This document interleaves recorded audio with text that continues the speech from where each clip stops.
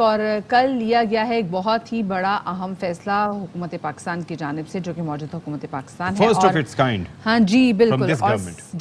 और सख्त फैसला, और वो सख्त फैसला ये कि वो तमाम तर लग्जरी आइटम्स जो कि इंपोर्ट की जाती हैं उन पर लगा दिया गया है बैन। और इन इंपोर्टेड आइटम्स में आ जाती हैं गाड़ियाँ, mobile phones, home appliances, crockery, हथियार, जूते, लाइटिंग और सजावट की जो हम बहुत सारी चीज़ें देखते हैं, खाने पीने की अशिया जिनमें चॉकलेट्स पे आ जाती हैं। कल से मैं देख रही थी कुछ पेजेस पे जी रफड़ पड़ी हुई थी कि जी चॉकलेट्स पे बैन लगे इंपोर्टेड, तो कोई बात नहीं, देसी खा लें या फिर अब ये कुछ अर्से आप ना खाएं चाहिए। अच्छा, फिश एंड फ्रोजन फूड, ये जो सामान बड़े हम शौक से मंगवा रहे होते बाहर से, उस पर भी बैन लग गया जी। टिश्यू पेपर ये मंगवाती, रेस्टोरेंट्स में भी नहीं मंगवाती, नहीं 5,000 रुपए किलो, वो मैं भी नहीं मंगवाती। वो रेस्टोरेंट्स में जब आप सुशी खाने जाते हैं तो वो बताते हैं जी बाहर से आई है। मैंने तो कभी नाम नहीं सुना इस चीज का। क्या कहा आपने? कोई जापानी नाम है? सुशी। अच्छा जी। टिश्यू पेपर्स, फर्नीचर भी, और इंपोर्टेड मेकअप और सिगरेट का खैर मुझे अच्छा लगा। फर्नीचर भी इंपोर्टेड होता है जी। फर्नीचर हम देखते नहीं कि बड़ी एक मशहूर एक कंपनी है, उसके फर्नीचर पाकिस्तान में आते हैं तो लोग लेकर आ रहे होते हैं। मैं तो यही देखे नर्सरी, हम तो नर्सरी चले जाते हैं, इधर चले जाते हैं। हाँ, अच्छा मेरी एक बात सुने, ये जो फिश है ये उसके अलावा भी कोई होती है इंपोर्टेड, या वो अगर बाहर किसी समुद्र से तैर के पाकिस्तानी और दूध में आ जाए तो वो भी इंपोर्टेड कहलाएगी? नहीं, वो तो इम्पोर्टेड। अच्छा, वो नहीं होगी, वो तो हाँ, लेकिन नहीं होगी कि वो कैसे कहेंगे। अच्छा, इस पे कहा यह जा रहा है कि कीमती जो ज़र मुबादला है उसकी बचत होगी, और ये शहबाज शरीफ साहब का मौक़िफ़ है, और वो ये कहते हैं कि किफ़ायत शुआरी पर सख्ती से अमल करेंगे। चैरिटी बिगिंस एट होम, तो पहले हुकूमत करे ऐसा कुछ, फिर आवाम से भी तवक्को रखी जाए ताकि बराबर ये सारी आवाम के लिए फैसला नहीं है ना। लग्जरी आइटम्स है। हाँ, ये बात सही है, लग्जरी आइटम्स। मैं वैसे कह रहा था ना कि वो जो खर्चे यू नो वो तो उनको भी कम करना चाहिए। अच्छा, कल मरियम औरंगज़ेब ने जब ये तमाम तरह अनाउंसमेंट की तो उनका क्या कहना था, आपको सुनवाते हैं जरा। में पहली दफ़ा तमाम गैर ज़रूरी लग्जरी आइटम्स को बैन किया जा रहा है। बड़ी गाड़ियां मुकम्मल तौर पर बैन की जा रही हैं। मोबाइल फ़ोन्स मुकम्मल तौर पर इंपोर्टेड बैन किए जा रहे हैं। होम अप्लायंसेस मुकम्मल तौर पर इंपोर्टेड बैन कर दी गई हैं। इमरान खान साहब 2.3% से 16% महंगाई आपने की। मुस्लिम लीग नून की हुकूमत गई तो उस वक़्त 115 पे था। जिस वक़्त आज जो साजिशी खड़े होकर कंटेनर पर 4 हफ्तों की हुकूमत से सवाल करते हैं, उनको अपने गरेबान में झांकना चाहिए और थोड़ी सी शर्म करनी चाहिए कि डॉलर 189 पे आपके दौरे हुकूमत पर गया। 4 साल जो माशी तबाही और दहशत गर्दी की गई, उसके लिए ये तमाम इंतजामात किए जा रहे हैं। एक इमरजेंसी सिचुएशन है मुल्क के अंदर, और इस वक्त पाकिस्तानियों को कुर्बानी देनी पड़ेगी। चलें जी, कुर्बानी पाकिस्तानियों को ही देनी पड़ेगी। तैयार हो जाओ जी, आया जे गौरी। बिल्कुल जी, सारे तैयार हो जाएं। और नॉट सारे तैयार हो जाएं। ये लग्जरी आइटम्स वो हैं जो पाकिस्तान का हर शहरी अफोर्ड नहीं कर सकता। जिसमें आपको देख लें, हम कहते हैं जी हमने तो पाकिस्तानी लोकल, हमने जैम नहीं खाना, बाहर से जैम आएगा तो वो बाहर वाला जैम आप नहीं खा सकते, वो बाहर का मेकअप, सिगरेट्स। एक शॉपिंग के लिए गया, ग्रोसरी के लिए, और वहाँ पर इसी असना में ढूंढते तो ये इन आइटम्स के उस पर गया। चलिए जी, मैं अपने गुजारिशात बाद में पेश करूँगा। खुर्रम शहजाद साहब जो कि मुआशी तज्जियाकार हैं और काफ़ी चीज़ों पर गहरी नज़र रखते हैं, तो उनसे ज़रा हम जान लेते हैं। खुर्रम भाई, बहुत शुक्रिया, आपने हमारे लिए वक्त निकाला। ये जो एक इन्होंने पाबंदी का फ़ैसला किया है कि ये आइटम्स हैं जिनका हम तस्करा भी कर चुके हैं कि ये नहीं आने चाहिए, इससे हमारे इम्पोर्ट बिल पे फ़र्क पड़ेगा। ये मद्देनज़र रखते हुए कि हमारे इम्पोर्ट बिल में सबसे ज़्यादा जो खर्च होता है हमारा ज़र मुबादला, वो ऑयल पे होता है। अच्छा, फिर वीट की इंपोर्ट पे होता है, ऐसी कई चीज़ों पे होता है। तो ये कितना कारआमद साबित होगा जो अभी कर रहे हैं?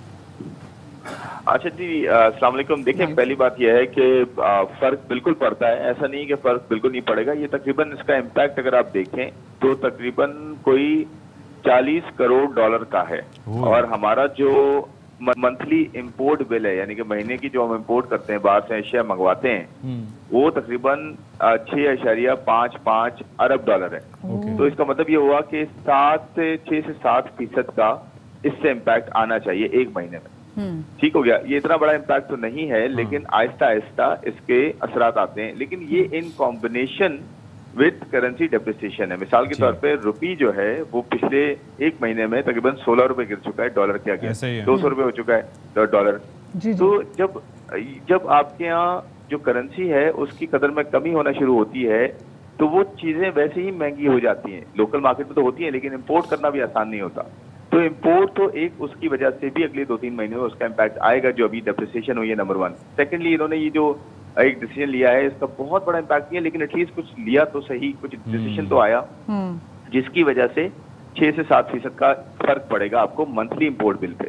अब इसके साथ और क्या करना चाहिए? देखें, ये एक्सपेक्टेड है कि शरह सूद में इजाफा होगा। ये सारी चीजें वो हैं जिससे इकोनॉमी को नुकसान होता है बाय द वे, लेकिन हम इसलिए कह रहे हैं कि जी अभी आपको स्टेबलाइज करना है तो कुछ तो आप डिसीजन लें। तो शरह सूद में इजाफा होने जा रहा है 23 तारीख को, जो मॉनेटरी पॉलिसी आएगी, उसकी वजह से रुपये के ऊपर जो कॉस्ट होती है रुपये को लेने की, वो बढ़ जाएगी। तो रुपये की कदर में जो है थोड़ी सी इजाफा हो सकता है, या उसके एटलीस्ट जो उसका डिक्लाइन है वो रुक सकता है थोड़ा सा। फिर उसके बाद और मजीद जो डिसीजन लेने की जरूरत है वो ये है कि वो जो हम बात करते हैं कि मार्केटिंग की जल्दी बंद करें और एनर्जी की बिल्कुल ऐसे एनर्जी की सिचुएशन को जो है वो ज्यादा अच्छी तरीके से हैंडल करें बाय कंजर्वेशन पॉलिसी। तो और फिर सब्सिडी भी कम करें जो पेट्रोलियम और डीजल की है, उसकी वजह से इंपोर्ट आपकी जो फ्यूल की है जो 30-25% बनता है पूरे इंपोर्ट बिल का, वो भी ऐसा ऐसा कम होना शुरू हो सकता है। तो ये इन कॉम्बिनेशन होगा, सिर्फ एक डिसीजन से बहुत बड़ा फर्क नहीं पड़ना, लेकिन जब बहुत सारे डिसीजन एक साथ होंगे तो एक और चीज भी है ना कि जैसे हम एक तो ये तजावीज़ भी होनी चाहिए कि ये जो आते साथ ही हफ्ते की छुट्टी खत्म की थी वो बरकरार रहनी चाहिए। फिर वर्क फ्रॉम होम को जहाँ से पॉसिबल हो सके वो करना चाहिए। ज़ाहिर है मुश्किल टाइम है, डे लाइट सेविंग, लेकिन उसमें जब लोगों ने एहतजाज करना शुरू किया आपने वो डिसीजन वापस अच्छा, फिर एक और चक्कर भी है कि वो साथ ही साथ ये जो महंगी LNG उसकी मद में आपको पता है मई में कितने पैसे इनको भरने पड़े, तो ये थोड़ा सा सोचना चाहिए इस पहलू पर भी। जी बिल्कुल सोचना चाहिए, मैं यही कह रहा हूँ। देखें, आप इस वक्त ऑयल की कीमत तो हम कम नहीं कर सकते क्योंकि ऑयल की कीमत तो पूरी दुनिया में ज्यादा है और सबको इतनी मिल रही है। हम एक चीज कर सकते हैं कि हम इस सब्सिडी के अराउंड कैसे वो चीज स्मार्टली प्ले करें कि सब्सिडी भी एक गरीब आदमी को मिलती रहे और जो डिजर्व नहीं करता सब्सिडी, या पिछले 1 महीने से बात कर रहे हैं, या आते साथ ही ये गवर्नमेंट ये कर सकती थी और कर लेती तो अभी तक बहुत फर्क पड़ जाना था और आपके यहाँ डॉलर शायद इतना ज्यादा ना जो है वो ऊपर जाता। तो ये करना चाहिए कि आपके यहाँ लोड शेडिंग जो है ना बड़ी मैनेज्ड हो, यानी कि आप ये देखें कि 10 घंटे 8 से 10 घंटे लोड शेडिंग अगर होती है, मतलब 1-1 घंटे के फर्क के साथ या 2-2 घंटे के फर्क के साथ, तो आपके यहाँ तकरीबन कुछ 125 मिलियन का फर्क पड़ता है डॉलर्स का एक दिन में। तो आपको आप देखें ना, आप 10 दिन बचा लें अगर, तो 10 दिन में $1.25 बिलियन आपको बच जाएंगे। फिर आपने ये किया है कि आप वर्क फ्रॉम होम की पॉलिसी अपना लें, फिर आप जो बड़ी गाड़ियां इनको अभी बंद किया है, फूड को भी बंद किया है, तो इन सब चीजों से फर्क डेफिनेटली पड़ेगा। और आपको मैं ये बता दूं कि फॉरेक्स मार्केट में 200 से 300 मिलियन डॉलर्स ही एक सिंगल डे में या एटलीस्ट एक हफ्ते 2 हफ्ते में चाहिए होते हैं, जिसकी वजह से आपके यहाँ करेंसी मैनेज हो सकती है। तो देखें, डिसीजन इन कॉम्बिनेशन हो सकते हैं, लेकिन नहीं लेंगे, कुछ नहीं करेंगे तो फिर तो डेफिनेटली अगर होगा ही नहीं तो फिर क्या फायदा। वो कहते हैं ना, यहाँ पर वो बात भी होती है ना कि something is better than nothing. So ये जो डिसीजन है हम इसको भी शुरू में देख सकते हैं कि एटलीस्ट कोई डिसीजन तो आया। और अगर हम टारगेटेड सब्सिडी के वाले से बात भी करें तो खैर आपको भी नहीं लगता कि वो भी इकोनॉमी को कहीं ना कहीं सहारा देगा? देखें, ये तो आपको याद है मदिया, हम तो काफी बात इस पर करते आए हैं कि टारगेटेड सब्सिडी ही होनी चाहिए। मतलब सब्सिडी ब्लैंकेट होनी ही नहीं चाहिए इन फर्स्ट प्लेस, कोई भी गवर्नमेंट हो। पिछली गवर्नमेंट ने भी टारगेटेड सब्सिडी नहीं दी, इस गवर्नमेंट ने भी टारगेटेड सब्सिडी नहीं दी, टारगेटेड ही होनी चाहिए। उसकी वजह से मैं आपको बताऊं फर्क कितना पड़ता है। अगर आपकी 100 अरब की सब्सिडी जा रही है ना, 100 अरब रुपए की एक महीने की, तो टारगेटेड करेंगे ना तो आधी से भी कम हो जाएगी। आप सोचे ना कि आपको आधी से भी कम अगर जो है वो कॉस्ट पड़े तो आपको कर्जा नहीं लेना पड़ेगा नया, आपको डॉलर नहीं रिक्वायर्ड होंगे नए, आपको जो इन्फ्लेशन नहीं जो है आपकी बहुत ज्यादा आएगी उस हिसाब से। तो देखें, ये सब चीजें मैनेज हो सकती हैं। अगर आप मैनेज नहीं करेंगे, सिर्फ पॉलिटिकल कैपिटल को देखते रहेंगे, तो फिर कोई भी गवर्नमेंट हो मदिया, वो जो है ना वो कंट्री की इकोनॉमी मैनेज नहीं होनी चाहिए। विल हमें मिसिंग यहाँ पे लग रही है। एब्सोल्युटली विल होनी चाहिए और विल के साथ इम्प्लीमेंटेशन जो है टाइमली होनी चाहिए। डिसीजन टाइमली नहीं होता ना, उसकी कॉस्ट पूरी कॉम भुगतती है और भुगतती आई है पिछले 30-35 सालों से। अच्छा, वन लास्ट थिंग कि ये जो IMF के साथ मुज़ाकरात का इस वक्त स्टेटस है आपकी नजर में, वो क्या है और क्या उसका भी इम्पैक्ट पड़ रहा है ये रुपए की डिप्रिसिएशन पे? आपने ये बड़ा अच्छा सवाल किया है। इसका अच्छी बात यह है, IMF के जो मुज़ाकरात है उस पर 2 डिसीजंस का बड़ा अच्छा एक जो है ना इम्पैक्ट आना है। होपफुली उसकी वजह से IMF के साथ एक अच्छी नेगोशिएशन हो जाए और वो कुछ प्रोग्राम जो है अलाउ कर दें। एक चीज ये कि हमने क्योंकि रुपये को ना मैनेज नहीं किया हुआ, एक तो कॉस्ट है रुपये की कि रुपये डॉलर जो है वो गिर रहा है अगेंस्ट डॉलर, तो उसकी तो एक कॉस्ट है इकोनॉमी पे। लेकिन IMF की पर्सपेक्टिव से आप इंटरेस्ट रेट को बढ़ाएं, आप रुपये को खुला छोड़ें, यानी कि करेंसी को जो है गिरने दें और साथ साथ जो है आप कोई चीज मैनेज ना करें। हाँ, एक चीज हमने की हुई है, जो सब्सिडी देते जा रहे हैं हम, ये बहुत बड़ा मसला है। दूसरे एंड पे अगर आप रुपये को नहीं रोक रहे, मैनेज नहीं कर रहे, डॉलर मार्केट में डाल के उसके अगेंस्ट रुपये को जो है नहीं मैनेज कर रहे, प्लस आप जो है इंटरेस्ट रेट्स भी अभी बढ़ाने जा रहा है स्टेट बैंक, 100 बेसिस पॉइंट बढ़ाएगा या 150। तो इसकी वजह से IMF एक तरफ ये कह सकते हैं, IMF के साथ हम निगोशिएट कर सकें अगर, कि देखें हमने ना इंटरेस्ट रेट्स को नीचे किया है, ना हमने रुपये को जो है रोका है आर्टिफिशियली, तो आप एटलीस्ट इस चीज को देखते हुए हमें एक रूम दें। तो आई एम श्योर कि IMF इस पे कुछ ना कुछ पॉजिटिव जो है वो स्टांस अपना देगा और उसका हमें फायदा होना चाहिए। चलिए ठीक है, बहुत शुक्रिया जी। खुर्रम शहजाद हमारे साथ मौजूद थे, माहिर मौशियात, और बहुत ज़्यादा अहम फैसले, इकोनॉमिकल फैसले, फिस्कल पॉलिसी जो है बड़ी स्ट्रॉन्ग बनानी पड़ेगी मौजूदा हुकूमत को, क्योंकि इस पे पहले तो बनानी पड़ेगी, पहले बनानी पड़ेगी, हो सकता है बनानी, लेकिन वो इम्प्लीमेंट कराने की विल ना हो, क्योंकि उनको पता है, जैसे मैं मरियम नवाज कह रही ना कि महंगाई का फैसला करने से बेहतर नहीं है कि हुकूमत छोड़ दें। तो ये तो भागने वाली बात है। ब्रेक लें जी, ब्रेक के बाद आते हैं। अहम तरीन खबरें अब एक क्लिक की दूरी पर, आपके पसंदीदा टॉक शोज हों या अहम मुल्की या गैर मुल्की शख्सियात की न्यूज कॉन्फ्रेंसेस, हर लम्हा बाखबर रहने के लिए सब्सक्राइब करें हमारा YouTube चैनल।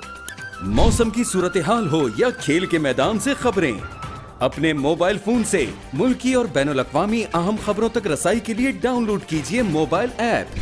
बावसूख ज़राए से मुसद्दिका खबरों, तज्ज़ियों और तबसरों से मुस्तफीद होने के लिए विजिट कीजिए पाकिस्तान की सबसे बड़ी न्यूज वेबसाइट www.arYnews.tv।